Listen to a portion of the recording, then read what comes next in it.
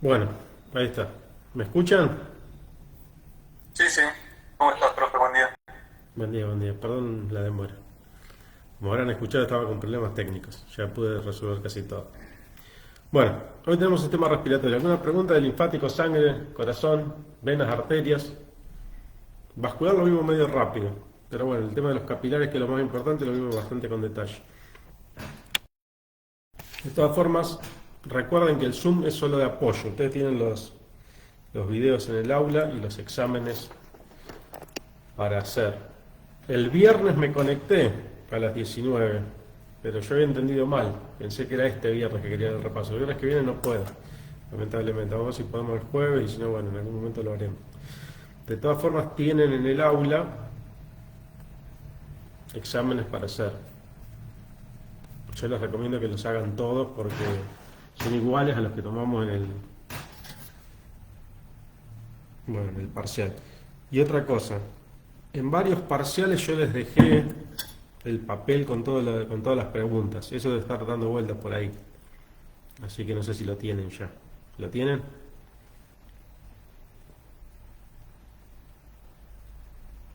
¿Qué cosa, profe, dejaste? Viste que cuando vos vas a rendir. Pará, voy a poner la cámara. Así me veo, que estoy. Estoy medio encandilado porque vengo de la calle. Viste que cuando vos vas a rendir te dan un papel que tiene todas las preguntas y después te dan una grilla. Bueno, lo único que tiene valor legal es la grilla. Entonces yo muchas veces les dejo el examen para que se lo queden. Todo lo que son las preguntas, que es el choice, digamos. Eso, ponerle que yo habré ido 4 o 5 exámenes y se los dejé. O sea que esas preguntas tienen que estar dando vueltas por ahí. Son las mismas que están en la plataforma, de todas maneras. No es que son distintas, pero bueno, que sé yo, al tenerlo físico es una experiencia un poquito diferente. Son temas que me interesa que empiecen a practicar. Cómo hacer un choice no es lo mismo que saber, lamentablemente. O sea, ustedes tienen que saber la materia, eso es lo más importante, por eso hay un oral al final, pero para llegar al oral tienen que aprobar los choice. Y hay una técnica para hacer los choice. Y para la mejor forma, además de estudiar la técnica, es hacer choice. No solo porque se repiten o porque son similares las preguntas, sino porque el cerebro se acostumbra a resolverlos. Como que te va más choice hagas, más se te va formateando el cerebro para. Eso lo aprendí a los golpes, perdiéndome muchos puntos en las notas en mis primeros exámenes. Yo estudiaba como loco y no hacía choice y bueno, era un desastre. Después empecé a hacer choice y estudiaba menos y me iba mucho mejor. Eh, Les explico rápidamente la técnica. Vos empezás a leer el examen y solo le pones el tilde a las respuestas que estás 100% seguro que es esa. La que tenés alguna duda, podés tener un sistema de marcas, que ya por ejemplo hacer un circulito, y la que no tenés ni idea, otra marca, una crucecita, y vas avanzando, tuc, tuc, tuc, tuc, tuc. Bien, después de una segunda leída vas a las que tenés dudas, resolvés las que tenés dudas. Y en la tercera leída vas a las que no tenés ni idea y bueno, ves, traten de no copiarse. Y después hay que hacer una cuarta, que es la repasada final, porque a veces estás re seguro, pero leíste mal la pregunta, lo que sea, y eso me ha pasado. Preguntas estúpidas que pones mal la respuesta porque, no sé, uno está apurado, está nervioso en el examen, por ahí lee mal la consigna, bueno, entonces una repasada final, pero siempre hay que darse tiempo. Y otra cosa quinta sería controlar que pasaste bien la grilla. Eso por suerte a mí nunca me pasó de haber pasado mal la grilla, pero hay gente de la que sí le ha pasado, es una desgracia total, porque o sea, ya te digo, el otro papel que tiene las preguntas no tiene ningún valor. Por más que vos vayas, mirá, pasé mal la grilla, que tengo el papel, eso no. Chao. Si vos pasaste mal la grilla, no hay solución. Bueno, listo. Vamos a sistema respiratorio. Vamos por acá, pero estoy medio encandilado, acá está. Este es el 1. Bueno, ¿para qué sirve el sistema respiratorio, gente? De mayor a menor. A ver si participan un poco.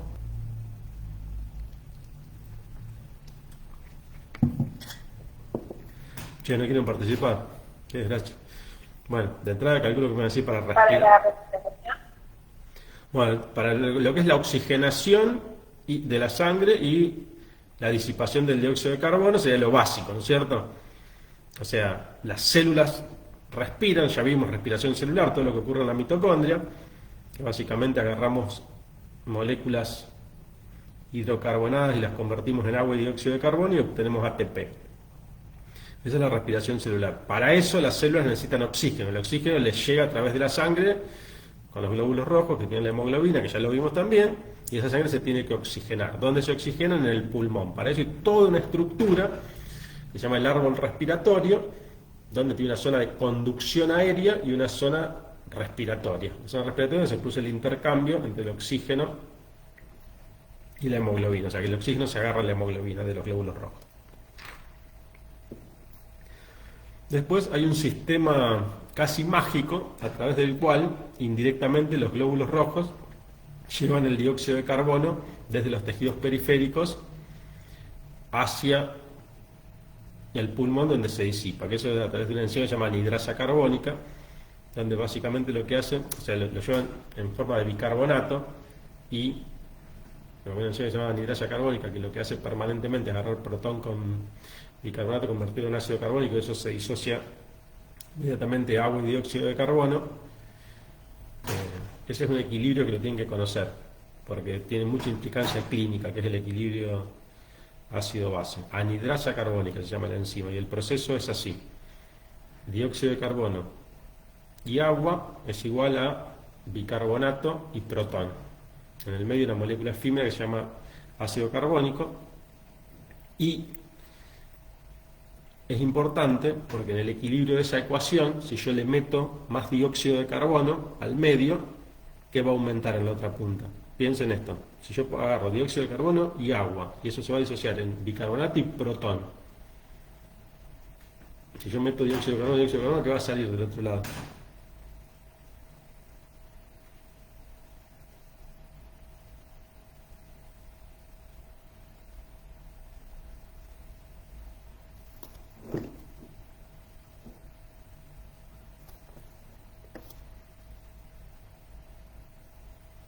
Bicarbonato Y agua. no. Yo pongo dióxido de carbono y agua, y el otro va a ser bicarbonato y protones. O sea, Miro, claro. bueno, y el pH, o sea, la acidez del medio, ¿cómo se mide? ¿Alguien sabe lo que es el pH? Sí, la concentración de protones. Sí, de hecho es la inversa logarítmica de la concentración de protones. O sea, si baja el pH quiere decir que sube la concentración. Saben que es algo logarítmico, algo que sube así. O sea, no sube así, sino que sube exponencialmente, ¿no? Bueno, entonces, eso hace algo muy importante, que es que en términos clínicos, el dióxido de carbono sea un ácido orgánico. Vos me decís, ¿el dióxido de carbono es un ácido? No, no es un ácido. Pero dentro del cuerpo vivo es un ácido, porque inmediatamente, como la anhidrasa carbónica está por todos lados, de hecho ya vimos la cantidad, ¿se acuerdan cuando vimos la cantidad de células, la cantidad de eritrocitos es infernal, que circulan por todo el cuerpo? Rápidamente, además no es el único tejido donde está, rápidamente se va a convertir en bicarbonato y protón. Entonces me va a aumentar la concentración de protones. Cada vez que yo meto dióxido de carbono me aumenta la concentración de protones. Eso tiene muchas implicancias clínicas, porque el aumento de la acidez genera, por ejemplo, vasodilatación para que se oxigene más esa zona y que se disipe más el dióxido de carbono. Bueno.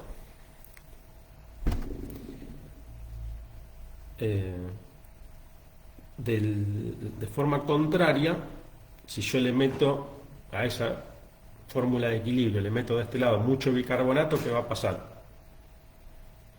O sea, si le meto mucho dióxido de carbono, como agua siempre tengo, me va a aumentar el bicarbonato y el protón, o sea que me va a aumentar la concentración de protones, con lo cual se va a acidificar el medio. Eso hace que el dióxido de carbono sea un ácido.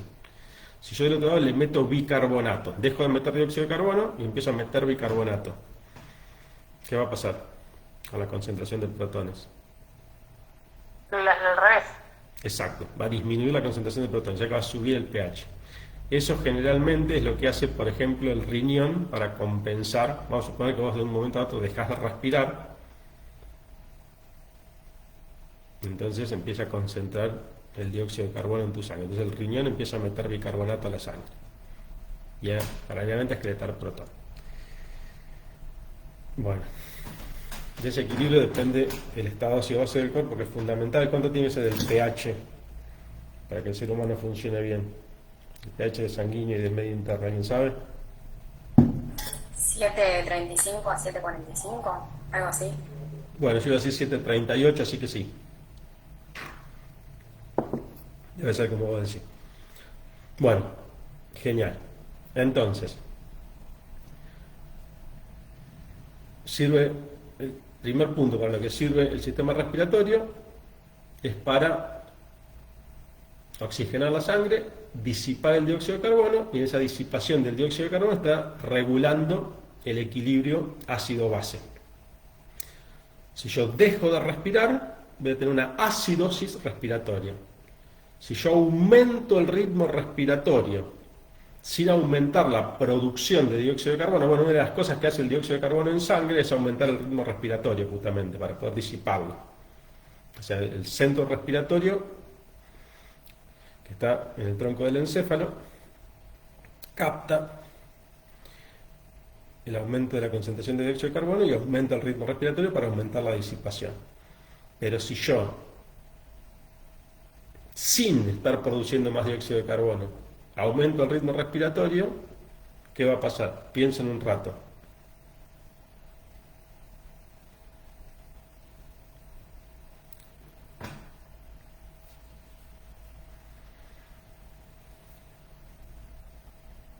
A ver si puedo poner una imagen. ¿Eso no se llama alcalosis? Alcalosis respiratoria, muy bien. Voy a generar una alcalosis respiratoria, porque voy a disipar demasiado dióxido de carbono. ¿Y cuándo pasa eso? A ver, déjenme ver si hoy puedo hacer algo. Es muy largo, no lo voy a poder hacer. Se lo preparo para después. Bueno, mejor no ahora. Quería mostrarles un capítulo. ¿Les gustan los Simpsons? ¿A quién le gustan los Simpsons? Levante la mano, le gustan los Simpsons, ya tiene el examen aprobado, no necesita estudiar más. Podría estudiar otra materia. Bueno, hay un capítulo de los Simpsons donde Lisa llega otra chica que más o menos le compite. Vieron que ella siempre es la más inteligente, toca el saxo, qué sé yo. Creo que se llamaba Allison, la otra no me acuerdo. Entonces, en un momento, no sé, no me acuerdo exactamente la escena, pero es como que Lisa se pone nerviosa, entonces respira en una bolsita. Eso, ¿por qué respiras en una bolsita? Porque vos exhalás el dióxido de carbono y lo volvés a inhalar. Entonces con eso evitás marearte, que es el efecto que produce la alcalosis respiratoria. Nunca te estoy inflando muchos globos y que se marean. Bueno, es por eso. La famosa alcalosis respiratoria. Bueno, muy bien. Hermoso. Entonces hasta ahora vimos que el sistema respiratorio sirve para oxigenar la sangre, para disipar el dióxido de carbono, y esa disipación del dióxido de carbono, que no es directa, sino que el eritrocito es como que se va llenando de bicarbonato y cuando llega al pulmón lo disocia en forma de dióxido de carbono, regula el equilibrio ácido-base. ¿Para qué más sirve el sistema respiratorio?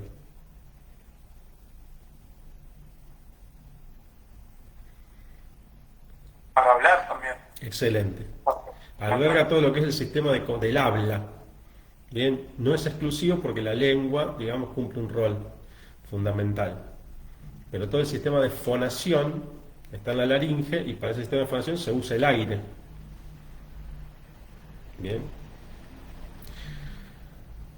Excelente. Además, ustedes saben que el aire inspirado hay que calentarlo y humedecerlo. O sea que es una fuente de disipación de agua, de pérdida de agua. Sistema respiratorio y de disipación de temperatura. Esto es, digamos, ya es a otro nivel. Básicamente las tres principales funciones son la oxigenación, la disipación del dióxido de carbono con la regulación del equilibrio, con la consecuente regulación del equilibrio de CO2 y el sistema del habla. Después, secundariamente, tenemos el tema de siempre nunca me sale esa palabra, de humedecer y calentar el aire, con lo cual perdemos agua y calor a través del sistema respiratorio. Y, bueno, evidentemente puede servir para cuestiones médicas, intoxicaciones, etc. Bueno, ¿cómo está compuesto el sistema respiratorio? Acá no sé, es gracioso, pero en esta lista me olvidé de poner la laringe y nunca lo corregí porque hay que hacer todo el video de nuevo y me da fiaca, además, como siempre. Pero en el título está la laringe, pero acá no está. O sea, tráquea, o sea, sería nariz, faringe, laringe, iría acá, tráquea, bronquios, y después acá hay una línea, porque toda esta estructura tiene cartílago. La faringe, llamaba que las cosas se llaman trompas de Eustaquio, que es la caneta con el dedo medio, que tiene cartílago elástico. La laringe tiene un montón de cartílago, la tráquea, los bronquios, y los bronquíolos ya no hay cartílago. Anoten eso, porque después se olvida. No cartílago. Esa es la característica principal. No cartílago. Y eso, el bronquíolo es fundamental clínicamente porque básicamente hay dos grandes causas de mortalidad infantil y mortalidad de niños, básicamente hasta los 3 años, que son en verano las diarreas y en invierno la bronquiolitis, o sea, la inflamación de estos tubitos que al no tener cartílago su pared tiene una gran cantidad de músculo, porque acá donde hay cartílago también hay músculo, mucho músculo liso. Todo el sistema respiratorio tiene mucho músculo liso. Entonces, la presencia de músculo liso, que en un proceso inflamatorio, a través de la histamina de los mastocitos, entre otras cosas, se va a contraer y se aumentan las secreciones, esto se me va a obstruir. Primero empieza con una sibilancia y la obstrucción total lleva a la muerte, por supuesto. Bronquiolitis, anótenla. Es una de las dos principales causas de muerte en niños menores de 3 años. En realidad en la pirámide poblacional se usan los 5 años, pero bueno, entre los 3 y los 5 es mucho menor el riesgo. Y después podemos dividir el sistema respiratorio en lo que es la zona de conducción aérea, que sería toda esta parte de arriba, nariz, faringe, laringe, tráquea, bronquios y algunos de los bronquíolos, hasta que el bronquiolo ya empieza a tener en su pared algunos pequeños alvéolos, se llaman bronquiolos respiratorios, y a partir de ahí la estructura, ya después la vamos a ver, se llaman ductos alveolares, sacos alveolares, y los verdaderos alvéolos, que son esas bolsitas, están constituidas por un epitelio muy finito, el más finito que existe, y todas rodeadas por vasos sanguíneos, y ahí es donde se produce el intercambio gaseoso. Bueno, si no entendieron nada no importa, porque esto es lo que vamos a ver con bastante detalle durante este video. Vamos a empezar, por supuesto, por la nariz. La nariz. ¿Estás compartiendo?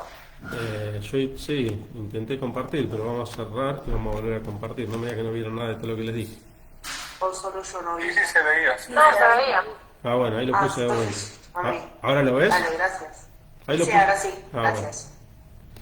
bueno. Listo. Genial. Bueno, a ver. Partes de la nariz. La narina es el agujerito. O sea que, perdón, al igual que lo que es la coana, que sería el límite entre la cavidad nasal, que es todo esto que vemos acá, y la nasofaringe. La faringe tiene 3 porciones, que es nasofaringe, que es lo que se ve acá en el dibujo, orofaringe y laringofaringe. Son las 3 porciones de la faringe. Pero cuando yo era estudiante había docentes malignos que para confundir a los estudiantes te preguntaban, por ejemplo, qué sé yo, no sé, no me acuerdo exactamente cómo era la pregunta, pero básicamente las estructuras que forman la narina y la coana, y bueno, no hay estructura porque es el espacio ese que pasa por ahí, bueno, qué sé yo. Nos empezaba a decir, no sé, el paladar, el límite entre el paladar duro y el paladar blando, no sé, no me acuerdo. Entonces, ¿qué es la narina? Un agujerito por donde, que conecta la cavidad nasal con el exterior, y que es la coana, es el agujero que conecta la cavidad nasal con la nasofaringe.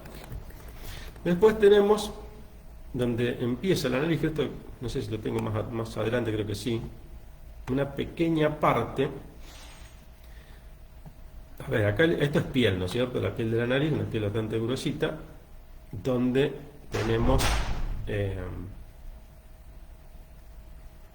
epitelio plano estratificado queratinizado. Luego te ingresa acá a la narina, pasa, digamos, por el agujerito que es la narina, y tenemos lo que se llama el vestíbulo nasal, la primera parte, que se caracteriza por tener unos pelos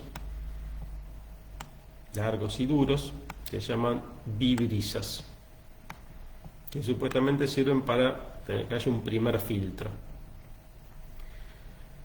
Luego este epitelio cambia, bueno, en lo que es el vestíbulo nasal, el epitelio también es plano estratificado y tiene pelos, obviamente. Tiene pelos porque es plano estratificado. Luego el epitelio cambia y ya empieza lo que llamamos el epitelio respiratorio, que va a ocupar toda la cavidad nasal menos el área olfatoria, que va a estar acá arriba. Acá estaría el epitelio olfatorio. Todo el resto de la cavidad nasal, la nasofaringe, la parte interna de la laringe, salvo las cuerdas vocales, toda la tráquea, todos los bronquios, van a tener el mismo epitelio, que directamente le vamos a llamar epitelio respiratorio. ¿Alguien sabe cómo es?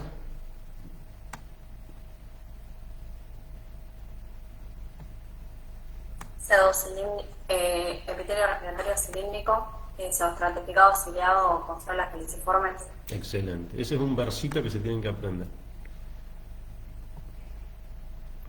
Esta es la célula caliciforme, que es una celulita de, bueno, acá me equivoqué en el dibujo, de secreción mucosa. ¿Se acuerdan las glandulitas unicelulares? Y después vamos a tener células que solo tocan la membrana basal pero que no llegan a la luz, y células que tocan la membrana basal y llegan a la luz. Y las células más abundantes son células ciliadas, son cilios móviles que van moviendo el moco hacia las fauces, la parte de abajo hacia arriba. Bueno, esto que está acá, ¿saben lo que es?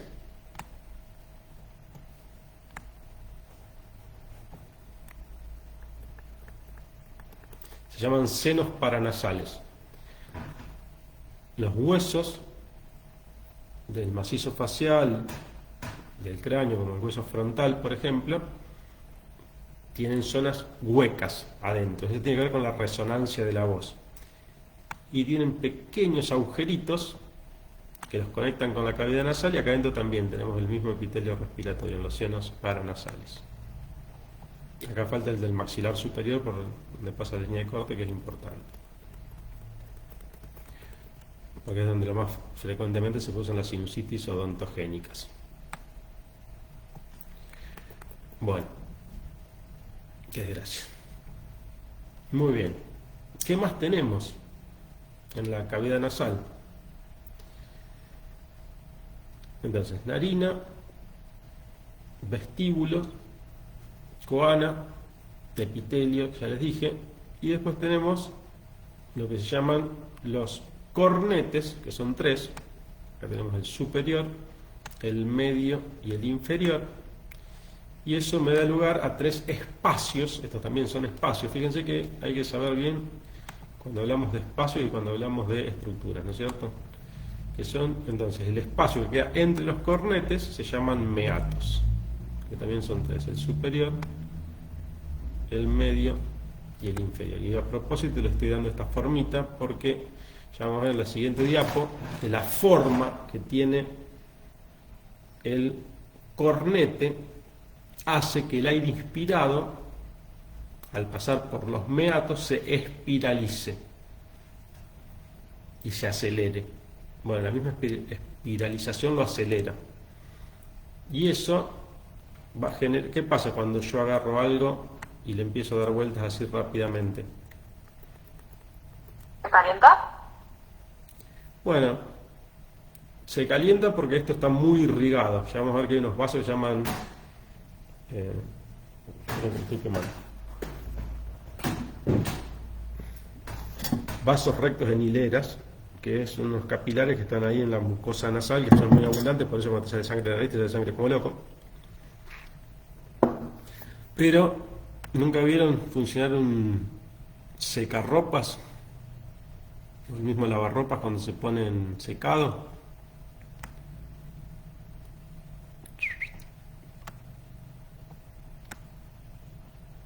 El agua sale centrífugamente. Bueno, mientras más pesada sea una partícula, más fuerza va a ser para irse hacia los costados. ¿Y qué hay en esa pared? Ya hay muchas células caliciformes. Moco.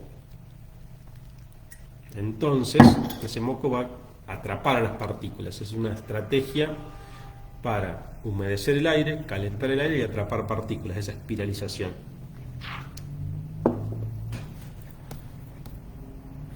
Bueno, esto sería hermoso que lo sepan. Que los cornetes son tres, superior, medio e inferior, y entre ellos forman espacios llamados meatos que espiralizan el aire inspirado para favorecer su humectación, calentamiento y eliminación de partículas. Otro dato interesante, no sé si es interesante, pero yo siempre me acuerdo porque me la tomaron en el final de Anato, es la trompa de Eustaquio, que acá no sé por qué la pusieron tan abajo, tendría que, para mi gusto tendría que estar por acá. Bueno, después acá pusieron las amígdalas, entonces no la quisieron poner en el mismo lugar. Pero estaría por ahí el agujerito, y eso va hasta el oído medio. El oído medio está neumatizado, hay aire, por supuesto. Oído externo, después tenemos el oído interno, ahí el oído medio también tiene este epitelio respiratorio y se conecta con la nasofaringe a través de esta estructura que se llama trompa de Eustaquio. Trompa de Eustaquio. Que cuando hay una diferencia de presión en el oído externo con la faringe, si se colapsa por un tubito mínimo, si por cualquier motivo se tapa esta trompa de Eustaquio, esa diferencia de presión hace doler como loco el oído, es lo que te pasa cuando viajas en avión. Por eso hay que deglutir o soplar o hacer algo para que se abra la trompa de Eustaquio, se equilibren las presiones y listo. Se va el dolor. Vengo medio lento, ¿no? Bueno, lo tenemos público. Bueno, fíjense las fosas nasales, pero vistas en un corte histológico a muy bajo aumento. Ahora vamos a empezar a identificar estructuras. Lo que ven, vamos a cambiar de color, sí. A ver, esto tiene la T de tabique. Bien, esta es una fosa nasal y esta es la otra fosa nasal. Entonces, el tabique, ¿de qué tejido está hecho el tabique nasal? Todo esto que les estoy mostrando acá. Es una pista, es basófilo. Cartílago hialino. Excelente. Y esto que ven acá, bien eosinófilo, es hueso. ¿Ven la diferencia? Este hueso se llama etmoides. Acá son los senos. Fíjense qué interesante. Cómo está este epitelio gordito acá. ¿Ven cómo cambia el epitelio? Acá se hace más finito. Bueno, este epitelio que está acá arriba, por ahí sería el límite más o menos, todo este epitelio es el epitelio olfatorio, que también es pseudoestratificado, pero tiene neuronitas, un epitelio totalmente diferente. Los dos son pseudoestratificados. pero este, no sé, el límite es difuso porque empieza a haber células olfatorias en un momento. Y fíjense la diferencia con la parte de abajo, el epitelio que es mucho más finito, que este es el típico epitelio respiratorio pseudoestratificado, ciliado y con células caliciformes. A ver, vamos a repetir esto como un versito, porque esto tienen que saber sí o sí. El epitelio respiratorio es un epitelio cilíndrico, pseudoestratificado, ciliado y con células caliciformes. Y el epitelio olfatorio es un epitelio pseudoestratificado con células olfatorias, que son la primera neurona de la vía olfatoria. Después vamos a ver qué células con exactitud tiene cada uno de los epitelios. Después fíjense la estructura del cornete superior, como en la estructura más bien ósea, y el cornete inferior ya es mucho más cartilaginoso. Eso no nos metemos mucho, pero fíjense ¿qué pasó con mi lapicito?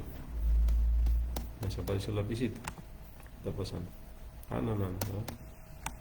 Está bien, todo en rebeldía. Fíjense cómo tiene esta formita, piénsenlo dinámicamente, y eso va a espiralizar el aire, ¿no es cierto? El aire tiene que pasar por acá, se va a espiralizar. Bueno, otras cosas que están viendo acá estos son glándulas. Después ya lo vamos a ver todo con detalle. Bueno, entonces, ¿cómo se llamaría esto que está acá? Este y este, ¿qué serían?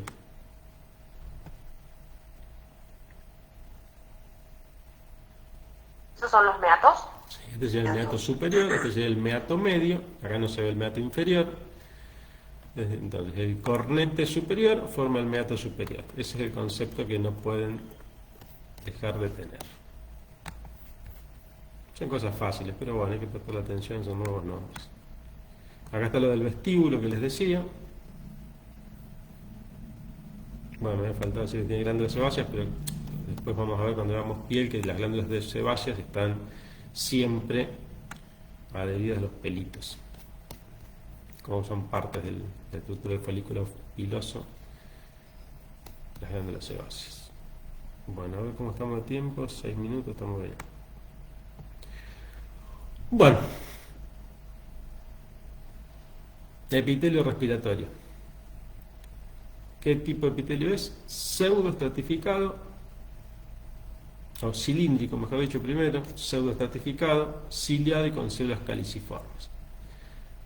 Después creo que tengo una imagen, sí, tengo seguro, después les voy a mostrar una imagen en el próximo PowerPoint, donde vamos a ver un dibujito de los tipos de células, o sea que esto lo vamos a repetir. Pero fíjense que es un epitelio bien pseudoestratificado, si uno lo mira así, que vea con epitelio estratificado, si uno no sabe de qué está hablando. Donde vamos a encontrar 5 tipos de células, las más abundantes, que son las ciliadas, que básicamente tienen cilios móviles que mueven la mucosidad. Todo esto es moco. Fíjense la cantidad de linfocitos que hay en el moco. También hay linfocitos dentro del epitelio y por supuesto hay linfocitos a lo loco en lo que es la lámina propia. El tejido conectivo que está debajo del epitelio de la mucosa se llama lámina propia, porque se llama lámina propia de la mucosa. Entonces siempre que escuchan lámina propia estamos hablando de un tejido conectivo laxo subepitelial. Esto acostúmbrense en todos los órganos tubulares, todo lo que es sistema respiratorio, sistema digestivo, van a escuchar mucho lámina propia, ustedes ya tienen que asociar lámina propia con tejido conectivo laxo subepitelial, y en esa lámina propia suele haber cosas. En el caso de la lámina propia de la mucosa nasal, ¿para qué servía la nariz? Para humedecer y calentar el aire. ¿Quién puede llevar humedad y calor? La sangre. ¿Cómo circula la sangre? Dentro de los vasos sanguíneos. O sea, obviamente, recuerden que hay un intercambio permanente de sangre de agua entre la sangre y el tejido conectivo. Entonces, todo esto que ven acá, fíjense la cantidad que hay de eritrocitos, es infernal. Bien, entonces la lámina propia de la mucosa nasal tiene una amplia red de asas capilares dispuestas en hilera.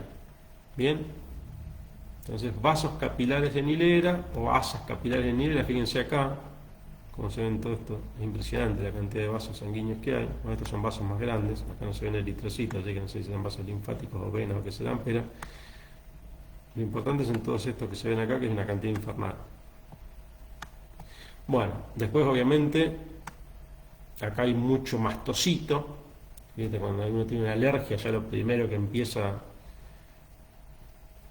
a picar y a tirar agüita es la nariz. ¿Qué hacen los mastocitos? Liberan, entre otras cosas, heparina, que es anticoagulante, y liberan histamina, que es vasodilatador y además sensibilizador del dolor y del picor.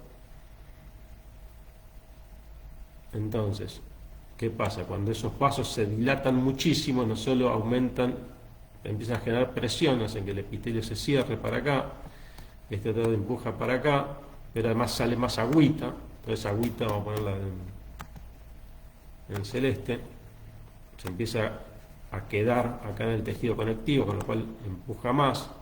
Además, esa histamina estimula las células caliciformes y a todas estas glándulas que andan por ahí a secretar más moco. Pero el problema principal no es el contenido de moco, sino que el problema principal es que, fíjense, acá hay un epitelio, acá hay otro, y esto se empieza a hinchar y empieza a obstruir el paso del aire. Bien, esa es la congestión nasal. Por eso la mejor forma de eliminar la congestión nasal no es sonarse la nariz, porque no vas a sacar más moco, porque ya le sacaste todo. O un poco de moco puedes sacar, pero no es lo principal, sino que es evitar la congestión. Si la congestión se da por vasodilatación, ¿cómo eliminarías la congestión nasal?